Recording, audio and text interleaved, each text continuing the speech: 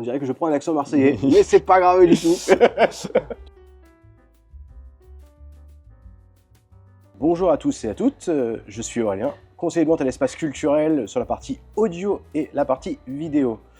Donc ça c'est une de mes fonctions, mais j'ai une autre grande passion dans la vie, ça va être la raclette. Non, pas du tout, les jeux de société. Et ça tombe bien parce qu'aujourd'hui je vais vous parler de jeux de société un petit peu. En ce qui concerne les jeux de société, on a tout de suite cette vieille représentation du Uno, du Cluedo, du Monopoly.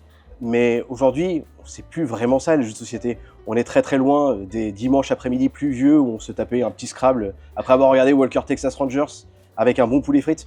Non, non, le jeu à l'heure actuelle, c'est beaucoup plus que ça. Et en effet, aujourd'hui, le jeu de société, il faut savoir que c'est un marché qui est en plein essor. À l'heure actuelle, il faut savoir que le marché du jeu de société représente plus de 6,3 milliards d'euros dans le monde. Rien que 600 millions en France, c'est énorme. Il faut savoir qu'aussi également, en France, on vend 6 boîtes de jeux toutes les secondes. C'est quand même pas mal. Sachant que aussi également à cela, il faut savoir que nous sommes le deuxième plus gros consommateur de jeux de société en Europe, tout juste derrière le Royaume-Uni, Cocorico. Alors aujourd'hui, du coup, je ne vais pas partir du coup sur des explications très barbares ou techniques en vous expliquant tout ce qui va être les différents types de jeux de société, parce qu'il y en a énormément, que ce soit des jeux de deck building, que ce soit des jeux familiaux, que ce soit du party game, que ce soit du dungeon crawler. Il y en a beaucoup trop. On ne va pas aborder ça du coup tout de suite parce que je vais vous perdre sinon. Je vais vous présenter le petit Gwix que vous avez juste ici, qui est un petit jeu qui se joue jusqu'à 5 joueurs, qui se joue dans une durée à peu près de 15 et 20 minutes. C'est un jeu assez simple, du coup, et c'est un jeu un peu pour toute la famille. C'est-à-dire que vous pouvez très bien y jouer avec mamie, comme avec vos enfants. Et tout de suite, l'explication du jeu.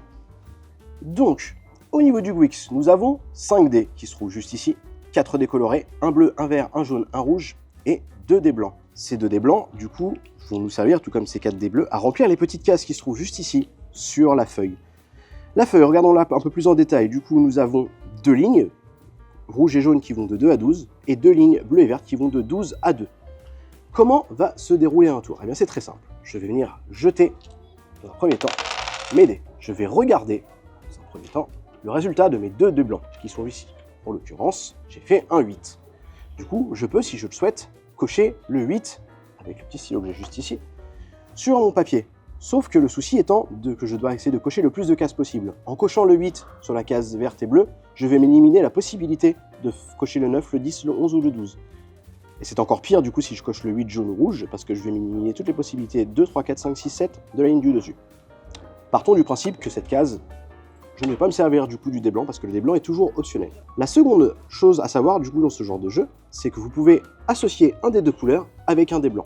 Et là, c'est tout de suite beaucoup plus avantageux, parce que j'ai un rouge, que je peux associer à un blanc, et je vais venir cocher, du coup, ici, mon petit 3. Suite à cela, on peut demander à mon adversaire s'il souhaite, du coup, prendre le 8 ou pas, ce que je lui conseille pas de faire, parce que du coup, pour les raisons que je viens d'indiquer juste avant. Je refuse. Mon adversaire refuse. C'est à mon adversaire de jouer. Alors, mon adversaire va avoir un 9.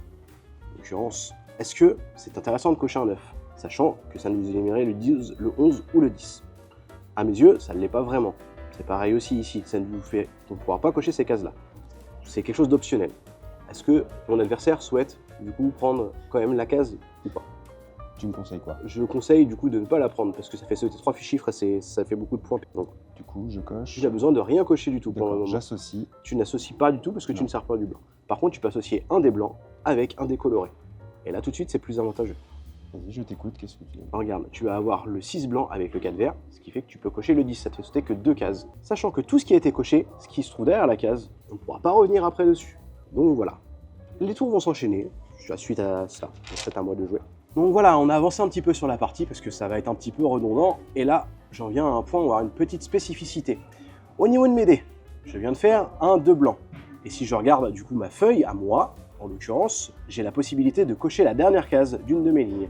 En l'occurrence, juste ici, je viens d'avoir un 2 blanc et je peux cocher le 2 bleu ou le 2 vert. En l'occurrence, je vais choisir pour ma part de cocher le 2 bleu, ce qui me permet de verrouiller directement ici, parce que j'ai atteint et j'ai coché la dernière case pour le 2 bleu. Je ne peux faire ça qu'à partir du moment où j'ai coché un minimum de 5 cases sur une ligne. Donc là, c'est le cas, j'ai 3, 4, 5, 6. Donc je peux cocher ici, ça fait qu'au total, j'en aurais coché 7 sur sa ligne, parce que le verrou compte comme un point. Et Dans un second temps, je peux toujours associer mon dé à une autre couleur, donc un vert et un blanc. Je peux aussi également fermer les verts, ce qui me permet de faire la même chose ici, parce que j'ai atteint la dernière case. Mon adversaire aussi également peut choisir, s'il le souhaite, de cocher, du coup, comme l'a précédemment évoqué, le 2 bleu, ce que je vais lui dire de faire, ce qui permet aussi de fermer sa ligne. La partie s'arrête à partir du moment où 2 lignes ont été verrouillées, ce qui est le cas à l'heure actuelle. Suite à cela, on va faire le décompte des points. On a le rappel des scores qui se trouve juste en dessous. Du coup, en fonction du nombre de cases que vous avez coché, vous reportez le nombre de points. Je vais prendre l'exemple de la ligne numéro 1. Moi, j'ai une ligne rouge. J'ai coché 1, 2, 3, 4, 5. 5 x 3, ça fait 15. On va faire la même chose pour le jaune. 1, 2, 3, 4, 5. 15 points aussi. Le vert, du coup, 1, 2, 3, 4, 5, 6, 7, 8, 9 points avec le verrou, ce qui est plutôt pas mal. 45, on commence à parler un petit peu. Et le bleu, 1, 2, 3, 4, 5, 6, 7, 28 points. Comme expliqué précédemment, j'ai une petite croix ici, du coup parce que je n'ai pas choisi de prendre du coup un jeté de dés qui m'est en ma défaveur, je vais venir soustraire 5 au total. Je fais le calcul, et vu que je suis super balèze en calcul mental, je sais que 15 plus 15 ça fait 30, plus 45 ça fait 75, plus 28 ça fait 103, moins 5 ça fait 98. Je note mon score ici, et je le compare avec celui de mon adversaire. Et donc décompte des scores, j'ai 98 points, alors que mon adversaire n'en a que 75. C'est une victoire écrasante voilà. Pour moi, j'ai gagné 98 à 75 face à mon adversaire qui n'a opposé aucune résistance. Autant le dire, il est nul, mais on lui en veut pas, c'est la première fois. Et pour terminer, une petite astuce que je vais vous donner et qui aurait pu servir à mon adversaire qui a malheureusement perdu la partie, rappelons-le, ça aurait été du coup potentiellement de laisser le plus de chiffres différents dégagés.